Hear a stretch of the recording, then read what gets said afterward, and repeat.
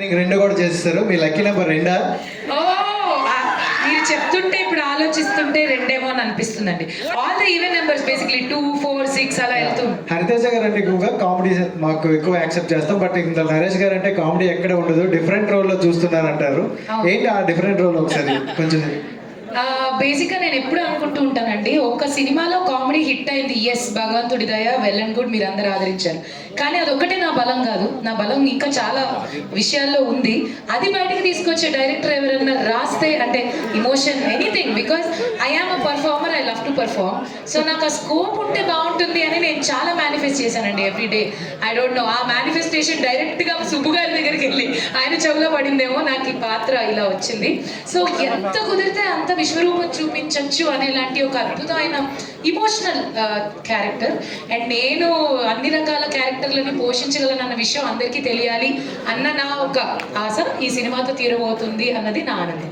నరేష్ గారిని చిన్న అన్నారు కదా మీరు, సో ఆయన ఈ చిన్నాలు ఏంటి, నా రోల్ ఏంటి అని అనిపించలేదా డైరెక్టర్ చెప్పినప్పుడు? నరేష్ అక్కడ మంచి అద్భుతమైన ట్విస్ట్ ఉందండి. ట్విస్ట్ అంటే ఒక క్యూట్ ట్విస్ట్ ఉంది.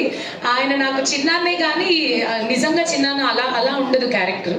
ఇంకా వయసులో చిన్న ఆయనే, కానీ నేను అలా ప్రేమగా పిలుస్తూ ఉంటాను, వరసలో అలా పిలుస్తూ ఉంటాను అనమాట. బాగుంటుంది, మా ఇద్దరి కాంబినేషన్ చాలా క్యూట్గా ఉంటుంది. ఇంతకన్నా ఎక్కువ చెప్తే మళ్ళీ తిడతారండి, కాబట్టి మీరు 20th చూడండి అదేంటో. నరేష్ గారు, అంటే మీ నుంచి వచ్చిన మల్టీ స్టారర్ సినిమాలన్నీ కూడా సూపర్ హిట్ కదా, మళ్ళీ ఎవరితో అయినా జతకట్టి రాబోతున్నారు? ఇప్పుడు వరకు నన్ను ఎవరు అప్రోచ్ అవ్వలేదండి. డెఫినెట్గా అప్రోచ్ అయితే మంచి క్యారెక్టర్ ఉంటే డెఫినెట్గా చేస్తానండి. అండ్ ఆల్వేస్ అంటే గేమ్ ఫర్ మల్టీ స్టార్ మీరు ఫస్ట్ నుంచి చూసుకుంటే. సో నాకు కూడా చేయాలని చాలా మంది యాక్టర్స్ తోటి ఇంకా చేయలేదు, నేను అందరితో అవకాశం దొరికితే ప్రతి ఒక్కరితో చేయాలని. నరేష్ గారు సార్, తెలుగులో ఒక సామెత ఉంది, కాళ్ళు మర్చిపోయారా సామెత? కాపురం చేసే కళ కాళ్ళు పెట్టినప్పుడు తెలుసుకుంటారు. అలాగే సినిమా హిట్ అవుతుందా లేదా అనేది గ్లిమ్స్ చూసినప్పుడు కానీ, మీరు ఇందాక ట్రాక్టర్ మీద వచ్చినప్పుడు కానీ, ఇప్పుడు టీజర్ చూసినప్పుడు కానీ తెలిసిపోతుంది. టీజర్ అయితే ఎక్సలెంట్గా ఉంది సార్. సినిమా బ్లాక్ బస్టర్ అని చెప్పడానికి ఇదే నిదర్శనం. మీ ప్రమోషన్ కూడా చాలా ఇన్నోవేటివ్ ఉంది కదా, ఇంతకంటే ఎక్కువ చెప్పలేము. సినిమా అయితే బ్లాక్ బస్టర్ అని కోరుకున్నాం. Thank you. అండ్ ఇంకొకటి ఏంటంటే నాకు నాంది సినిమా హిట్ అయిన తర్వాత ఎక్కువ ఫస్ట్ ఫోన్లు వచ్చినాయండి మీరే, మీ ప్రెస్ వాళ్ళే.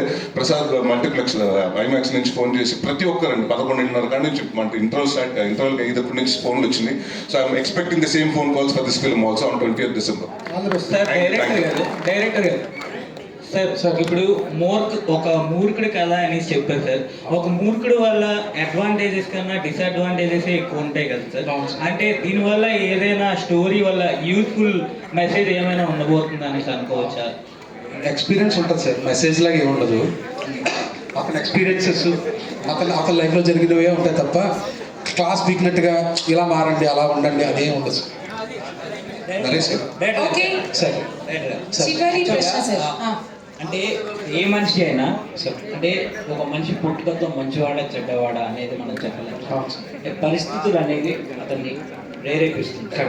పరిస్థితులను బట్టే మనిషి మంచి చెడు వైపు వెళ్తారు. ఆ పాయింట్ ఆఫ్ వ్యూలో ఈ కథలో మీరు ఏం చెప్పబోతున్నారు అంటే ఎగ్జాక్ట్లీ మీరు చెప్పిందే సార్. పరిస్థితులు కలిగినప్పుడు